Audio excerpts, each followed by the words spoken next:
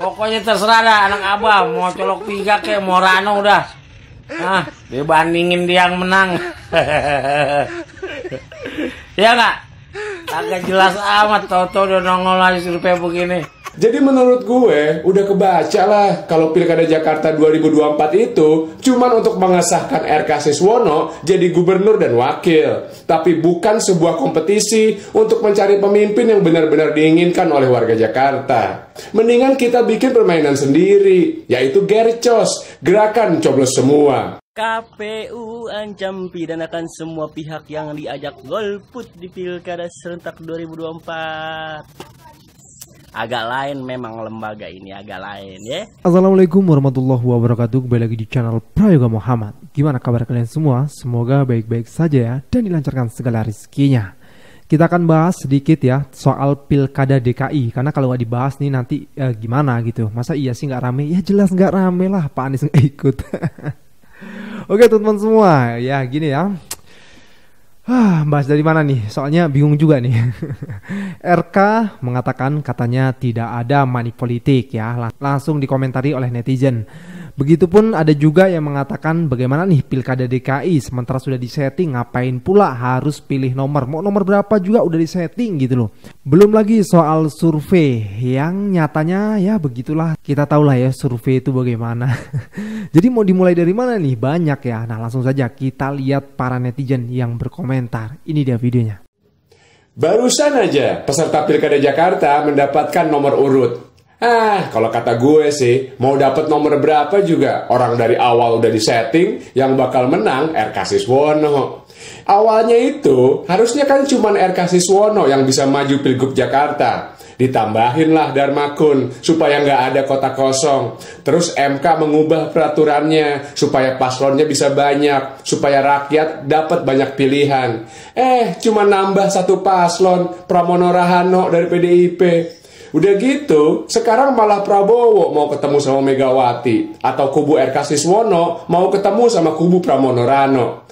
Kan nggak mungkin Prabowo ketemu Megawati cuman mau bahas resep nasi goreng. Pasti yang mereka bahas deal-dealan politik. Belum lagi narasi Pilkada Jakarta 1 putaran yang kompak dikumandangkan oleh kubu RK Siswono dan juga Pramono Rano. Kan lucu, pilkadanya aja belum dimulai, tapi kapan selesainya udah bisa mereka tentuin di awal. Jadi menurut gue udah kebaca lah kalau Pilkada Jakarta 2024 itu cuman untuk mengesahkan RK Siswono jadi gubernur dan wakil, tapi bukan sebuah kompetisi untuk mencari pemimpin yang benar-benar diinginkan oleh warga Jakarta. Jadi kalau gitu, ngapain kita yang waras ikut-ikutan permainan gila mereka? Mendingan kita bikin permainan sendiri, yaitu Gercos, gerakan coblos semua. Gercos memang tidak akan mengubah hasil pilkada, tapi dengan Gercos minimal kita sudah menyatakan sikap kita. Kita tunjukkan bahwa warga Jakarta tidak bodoh dan menolak untuk dibodohi. Salam semangat antitesa 24, salam Gercos, merdeka. Lengkap lah kalau ngomong bos. Ya, RK tidak boleh ada money politik di kampanye. Kalau bansos gimana Pak? Bansos. Ya, kalau ini keterlibatan dari aparatur gimana? Money politik doang nggak disebut. Bansos gimana bansos? Hah? Jangan ngomong setengah-setengah Pak. Ya, money politik setuju. Ya, tapi Bapak juga harus ngomong. Jangan ada politisasi bansos.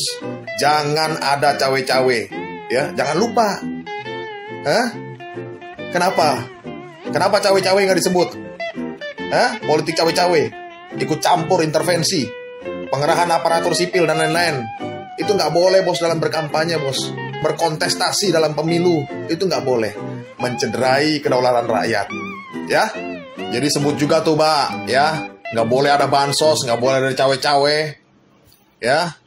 Kompetisi jujur dan adil. Coba kita mau lihat, bisa nggak itu, ya? Langsung lantik aja udah. Kemarin belum ada itu survei pas lagi Pak Anies masih digadang-gadang. Sekarang udah nongol aja 5+1. 51. Hebat Kang survei. Pokoknya gue pastiin dah, anak-anak abah kalau nggak colok 3, colok lanu dah. Gak apa-apa dah, biarin gue kampanye sekalian dah. Mau colok 3, mau colok lanu nih, lawan 51 nih. Survei abal-abal. Ya gak? Pokoknya terserah dah anak abah, mau colok 3 kek, mau ranu dah. Nah, dibandingin dia yang menang. Ya gak? Agak jelas amat, toto udah nongol lagi survei begini. Langsung lantik aja apa kalau emang kayak begitu. Waduh, hebat lu ya. KPU ancam pidanakan semua pihak yang diajak golput di Pilkada serentak 2024. Agak lain memang lembaga ini, agak lain ya. Kemarin ada ASN ikut kampanye nggak ditindak, ada pemerintahan yang ikut cawe-cawe nggak ditindak, ada pelanggaran nggak ditindak juga, ya kan? Agak lain emang ini, agak lain. Sekarang ngancem-ngancem masyarakat. Kemarin tuh ada yang maju jalur independen dengan mencatut data diri masyarakat tanpa izin, nggak ditindak, ya nggak ditindak. Kok sekarang muncul ancaman kayak gini? Enggak Pak, tenang, masyarakat nggak golput. Masyarakat akan menggunakan hak suaranya untuk mencoblos semua paslon biar ketiga-tiganya ini nggak berantem ya, biar adil gitu ya.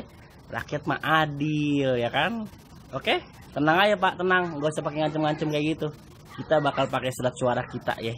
Kok bisa ya giliran yang seperti ini aja langsung diancem tuh rakyatnya? Kalau misalnya kayak kemarin tuh yang independen itu jelas-jelas nyatut KTP orang lain tapi biasa aja gitu. Mana sekarang nggak ada kan? Maksudnya tanggapannya bagaimana gitu? Ya udah hilang gitu aja. Belum lagi soal cawi-cawi bansos dan lain sebagainya. Sungguh sangat menyedihkan ya. Pertama kali nih begitu abang misalnya jadi gubernur, yang pertama kali dilakukan apa? Nanam pohon. Hah? Nanam pohon. Nanam pohon? Iya. Karena cara ngurangin polusi yang paling cepat itu adalah menanam pohon yang speknya bisa menyerap polusi. Pohon-pohon tertentu itu makanannya kan karbon dioksida. Dikonversi lewat fotosintesis dia jadi energi kan. Nah, kalau pohon nggak ada di jalanan Jakarta, itu CO2 dari knalpot mobilnya Bang Deddy atau mobil saya larinya ke udara. Kalikan jutaan, itulah yang bikin seluruh Jakarta terlihat kelabu ya, berkabut. Emang ada tempatnya? Ya masih banyak. Saya keliling-keliling, yang rindang hanya Jakarta Selatan, Jakarta Pusat. Saya ke Jakarta Barat, gersang. Saya ke Jakarta Utara, gersang. Sebagian Jakarta Timur, gersang. Maka itu kan paling gampang ya. Jadi prinsipnya nanti tidak boleh ada jalan yang tidak ada pohon. Setiap ada jalan yang dilaluin mobil harus ada pohon. Ya. Plus nanti bikin kebijakan di tahun pertama seluruh atap bangunan harus ada taman. Tuh.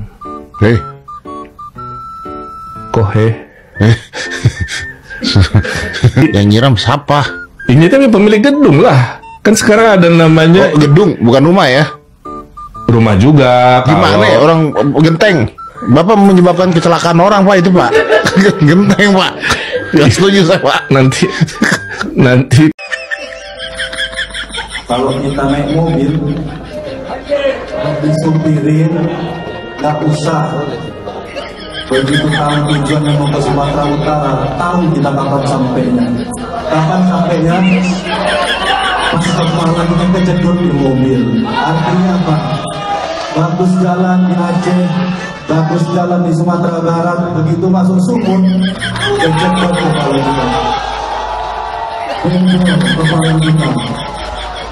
Karena infrastruktur yang di Sumatera Utara mungkin belum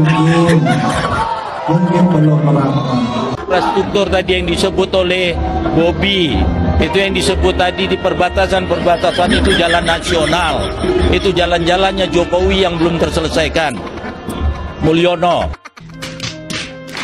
Lo percaya nggak kalau gue bilang Speed nyaris saja membuka bobroknya pemerintah Indonesia di mata lewat kunjungannya ke Papua yang jadinya batal karena katanya ada cawe-cawe dalam pembatalan pesawat Speed ke Papua. Bayangin Speed dengan rekor 1 juta live streamnya di Indonesia datang ke Papua, terus teman-teman di Papua ntar manggil Speed, kakak Speed, tolong kita, di sini banyak penggusuran di mana-mana. Di sini banyak kekerasan aparat di mana-mana. Internet kami dibatasi. Wah, bayangin betapa itu akan menjadi trending dunia dan akhirnya kebongkar semuanya. Jujur, gue sih udah nggak heran, sama sekali nggak kaget. Kenapa? Karena pembatasan informasi, pembatasan pers, maupun berbagai fakta yang ada di dalam Papua sudah lama ditutupi dan juga berusaha dibatasi oleh rezim kekuasaan. Kenapa? Ya jelas, karena Papua adalah tanah konflik. Ada kekerasan negara di dalamnya. Mulai dari pers di sana dipaksa untuk menjadi corongnya kekuasaan, sampai kemudian pernah ada pembatasan internet di Papua, dan jelas ini adalah pelanggaran, sampai kemudian PT UN memutus bahwa Jokowi dan Menkominfo bersalah karena melakukan pembatasan internet di Papua. Supaya apa ya? Supaya kala itu informasi yang beredar bisa ditutupi oleh pemerintah. Waktu itu Papua lagi cukup chaos situasinya. Belum lagi kekerasan di Papua yang seperti lorong gak berujung. Dalam setahun terakhir, lebih dari 6.000 personil militer dan juga polisi dikerahkan ke tanah Papua. Dan dalam 5 tahun terakhir, ada ratusan korban masyarakat sipil yang terbunuh karena kekerasan dan konflik di tanah Papua. Ada 70.000 lebih warga Papua yang akhirnya harus mengungsikan diri karena merasa tidak aman untuk tinggal di tanah Papua. Ini kan sangat-sangat jauh dari hak asasi manusia. Belum lagi kasus Pendeta Yeremia yang sampai sekarang belum tuntas. Pendeta Yeremia yang dibunuh oleh oknum aparat. Kalian mungkin pengen bilang, Bang, tapi kan kekerasan juga terjadi ke aparat, banyak juga aparat yang meninggal. Oke, betul. Dan gue juga ikut berduka. Tapi tidak ada akibat tanpa sebab. Dan menurut gue di sini konteksnya adalah kekuasaan di pusat itu sendiri yang membenturkan antara tentara Papua dan tentara Indonesia, yang juga menjadi korbannya adalah masyarakat sipil. Dan ini harus diselesaikan segera. Kita tolak segala bentuk kekerasan. Tambahan terakhir, Papua merupakan tanah yang kaya dan terjadi penggusuran di mana-mana sekarang oleh berbagai oligark, oleh berbagai kekuasaan. Salah satunya adalah tanah di Bovendigul yang lebih dari separuh Jakarta besarnya mau digusur, dan itu sangat akan mempengaruhi krisis iklim di Indonesia. All eyes on Papua. Jangan terkecoh walaupun Jokowi adalah presiden yang paling sering ke Papua, tapi dia melakukan itu hanya dalam bentuk gimmick dan gagal mewujudkan keadilan di Papua. Kalau perlu kita dorong Speed lagi untuk datang ke Papua. Dan di sana teriakin Mulyono langsung di tanah Papua. Sekian dari Gabriel Muhammad. Wassalamualaikum warahmatullahi wabarakatuh.